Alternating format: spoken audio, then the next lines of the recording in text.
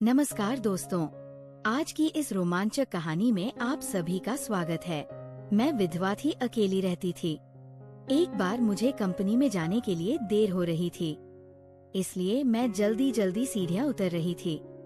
आखिर की 2-3 सीढ़ियाँ उतरना बाकी था, तभी मेरा पैर फिसल गया और मैं जोर से नीचे गिर गई। मुझे उठने में तकलीफ हो रही थी। तभी एक युवक मेरी तरफ दौड़ता हुआ आया। उसने मुझे सहारा दिया, मुझे अस्पताल ले गया और फिर वापस घर ले आया। उसी वक्त घर में हम दोनों ही थे। उसने मेरे साथ दोस्तों पूरी कहानी सुननी है, लेकिन उससे पहले वीडियो को लाइक कर दो और नीचे लाल कलर का सब्सक्राइब बटन दबाकर चैनल सब्सक्राइब कर लो। जो सब्सक्राइब करेगा उसे मैं रात को कॉल करूंगी, इसलिए जल्दी से सब्सक्राइब कर लो। नमस्कार दोस्तों, मेरा नाम मनीता है। मेरी उम्र 35 साल है। मैं विधवा हूँ। इस समय मैं कैरियर किराए के कमरे में दूसरे माले पर रहती हूँ और सामने ही मेरी गैलरी है। मैं कंपनी में जॉब करती हूँ। वह कंपनी चॉकलेट बनाती है। रविवार को कंपनी की छुट्टी होती है, इसीलिए मैं उस दिन आराम करती हूँ। उस दिन मैं सुबह थोड़ी देर से उठी, खाना बनाया और कपड़े धोए। फिर वो कपड़े लेकर गैलरी में सुखाने के लिए चली गई। अचानक मेरी नजर सामने की गैलरी की ओर गई। सामने की गैलरी में मुझे एक युवक दिखाई दिया। वह लगभग मुझसे 1 आध साल बड़ा रहा होगा या मेरी ही उम्र का रहा होगा।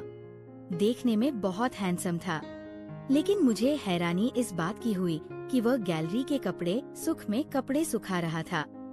हमारे यहाँ अक्सर औरतें ही कपड़े सुखाती है, लेकिन मैंने पहली बार किसी पुरुष को ऐसा करते देखा था। इससे पहले कई दिनों से सामने की गैलरी खाली ही दिखाई देती थी। वहाँ कोई रहने नहीं आया था।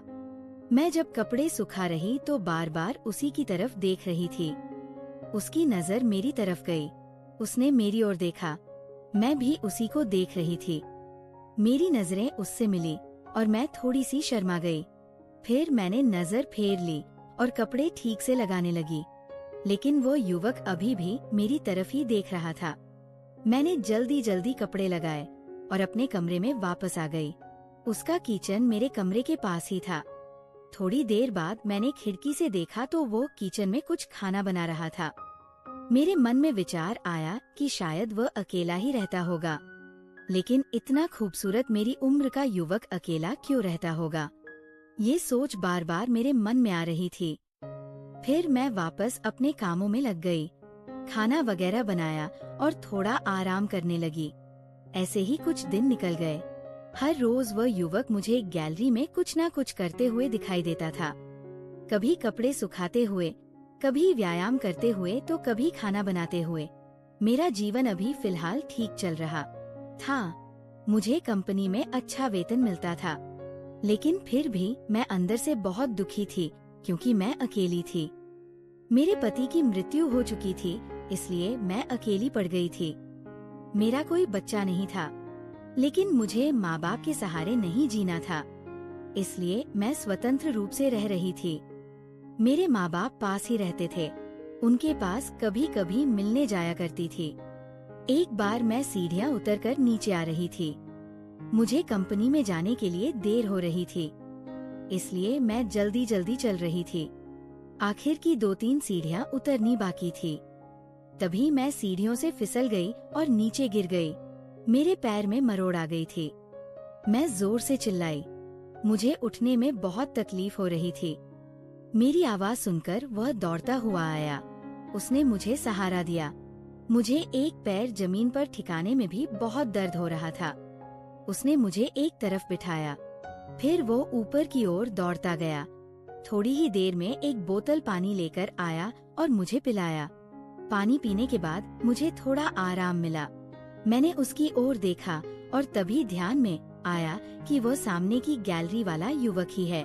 मेरे पैर में बहुत दर्द हो रहा था। मेरे लिए अकेले अस्पताल जाना संभव नहीं था। वह बोला, 1 मिनट रुकिए, मैं अभी आया। वो तुरंत पार्किंग में गया। अपनी 2 व्हीलर मेरे सामने लाकर खड़ी थी। स्टैंड पर गाड़ी लगाई। मुझे हाथ से सहारा देकर उस गाड़ी पर बैठने को कहा। वो खुद आगे बैठा। फिर हम गाड़ी चलाकर सीधे अस्पताल गए। हॉस्पिटल के सामने उसने गाड़ी रोकी, गाड़ी के स्टैंड पर लगाया, मुझे सहारा दिया और बोला, एक पैर पर खड़ी रहो, मैं हूं ना। वह भी गाड़ी से उतरा। उसने मेरा एक हाथ अपने कंधे पर रखवाया और उसके कंधे के सहारे मैं लंगड़ाते हुए एक पैर पर चलने लगी। वह मुझे सीधे अस्पताल ले गया। मैं दर्द से तड़प रही थी। मैं उसकी ओर देख रही थी। डॉक्टर आए। उन्होंने मेरे पैर का एक्सरे किया, अच्छे से चेकअप किया। ज्यादा कुछ गंभीर नहीं था, बस पैर में मरोड़ आ गया था। मतलब सीढ़ियां उतरते वक्त मेरा पैर मुड़ गया था और उस पर ज्यादा जोर पड़ने से नसों में खिंचाव आ गया था। डॉक्टरों ने मुझे एक हफ्ता पूरा आराम करने की सलाह दी। उन्होंने मेरे पैर पर कपड़े का बैंडेज बांध दिया ताकि पैर को सहारा मिल सके। वह युवक मेरे लिए बहुत भागदौड़ कर रहा था। डॉक्टर ने मुझे इंजेक्शन दिया, कुछ दवाइयाँ लिखी जो वह मेडिकल से लेने गया। डॉक्टर की फीस भी उसी ने दी क्योंकि उस वक्त मेरे पास पैसे नहीं थे। वो घर पर ही रह गए थे। उसने फिर मुझे अपनी गाड़ी पर बैठाया और हम घर आ गए। मैं दूसरी मंजिल पर रहती थी, इसलिए उसने मुझे अपने कंधे का सहारा देकर ऊपर चढ़ाया।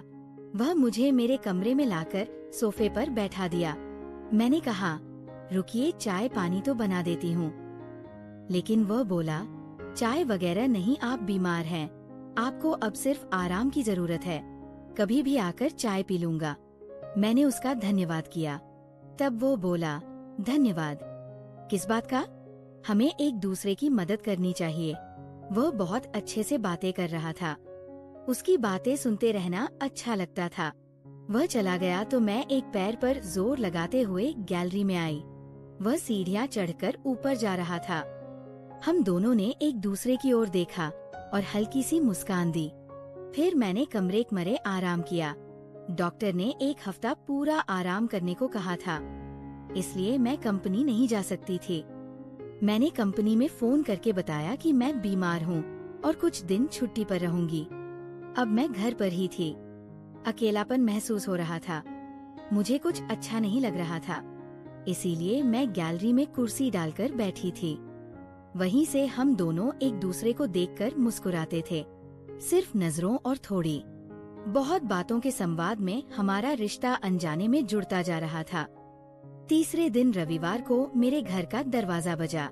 तब मैं थोड़ा थोड़ा पर टिका टिकाने लगी। मैंने दरवाजा खोला तो सामने वही युवा खड़ा था। उसने मेरी ओर देखकर हल्की सी मुस्कान दी। मैंने उसे अंदर बैठने को कहा। वह सोफे पर बैठ गया। मैं अंदर चाय रखने गई। वह एक फूलों का गुलदस्ता लेकर आया था, साथ में कुछ फल, सेब, चीकू, केले लेकर आया था। वह बोला, मैं पिछले 2-3 दिनों से देख रहा हूँ, आपके पास कोई भी नहीं आया है। ऐसा लग रहा था कि आप अकेली ही होंगी, इसलिए सोचा चलो थोड़ा बहुत कुछ लेकर जाते हैं। मेरी आंखें भर आई थी। मेरी और उसकी ज्यादा जान पहचान नहीं थी, फिर भी वो आकर मेरी खबर ले रहा था। मुझे हॉस्पिटल लेकर गया था। उसके व्यवहार से मैं भावुक हो गई थी। चाय बन चुकी थी।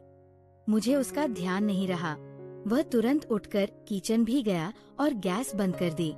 फिर हम दोनों के लिए 2 कप चाय डाली। मैं भी उसके पीछे गई और बोली, सॉरी, मेरा ध्यान ही नहीं रहा। वह बोला, कोई बात नहीं, सब ठीक है। वह बहुत सीधे स्वभाव का था। उसने मुझे 1 कप चाय दी और दूसरा खुद लिया। हम दोनों सोफे पर आमने सामने बैठे थे। चाय पीते हुए हम दोनों एक दूसरे की ओर देख रहे थे। वह बोला, अब तबीयत कैसी है? मैं बोली, अब अच्छा लग रहा है, अब थोड़ा थोड़ा चलने लगी हूँ, पैर पर वजन आ रहा है। फिर हम एक दूसरे के बारे में बात करने लगे। मैंने उससे कहा, मैं आपको कई दिनों से देख रही हूँ, आप अकेले ही रहते हैं ना? कई बार आपको खाना बनाते और कपड़े सुखाते हुए देखा। आपकी शादी नहीं हुई है क्या? वह बोला, हुई थी, लेकिन मेरी पत्नी को शादी से पहले ही किसी और पुरुष से प्रेम था। फिर एक दिन मैंने उसे तलाक दे दिया और कहा, तू जहाँ खुश रह सके वहीं रह, मुझे कोई आपत्ति नहीं। वह अपने प्रेमी के साथ चली गई और आजाद है। मैंने उसे कोई तकलीफ नहीं दी। मुझे वैसे भी अकेले रहना पसंद है। अगर हमारा मन साफ हो, हमने किसी का बुरा ना किया हो, तो हमें भी शांति मिलती है। उसकी बातें मुझे बहुत पसंद आई। मैं बोली, सच है, लेकिन आपने अब तक अपना नाम नहीं बताया। वह मुस्कुराया और बोला, मेरा नाम नाज है। मैं एक गांव का हूँ। यहाँ एक कंपनी में मैनेजर के तौर पर काम करता हूँ। फिर उसने पूछा, आपका नाम? मैं बोली, मेरा नाम मनीता है। मैं विधवा हूँ। शादी को 6 साल हुए थे, लेकिन कुछ ही वर्षों में पति का निधन हो गया। मैं उनसे बहुत प्रेम करती थी, इसलिए दूसरी शादी करने का भी मन नहीं हुआ। मैं अकेली रहती हूँ। कभी कभी ये जिंदगी बहुत दर्द देती है। लोग गंदी नजरों से देखते हैं, जिससे और ज्यादा तकलीफ होती है। ये सुनकर उसकी आंखों में भी आंसू आ गए। फिर हम काफी देर तक बातें करते रहे। कुछ समय बाद वह बोला, चलो मैं चलता हूँ। मैं बोली, जब मेरा पैर ठीक हो जाएगा तब मैं आपको खाने पर बुलाऊंगी, जरूर आइएगा। वह मुस्कुराए और हाँ बोला और वहाँ से चला गया। मैं उसकी जाती हुई परछाई को देखते रही। वह बहुत निर्मल दिल वाला था। उसके व्यवहार में कोई स्वार्थ नहीं था। उसकी सुंदरता सिर्फ चेहरे पर नहीं, बल्कि उसके दिल में थी। मेरा मन उसकी ओर खींचता चला गया। अब मेरा पैर ठीक हो गया था। मैं फिर से ऑफिस जाने लगी थी। हम दोनों फिर से गैलरी से एक दूसरे को देखने लगे थे। धीरे धीरे रविवार आ गया। मेरी छुट्टी थी। मैंने तय किया, आज नाज को खाने पर बुलाना है।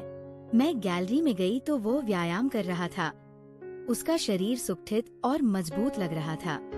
उससे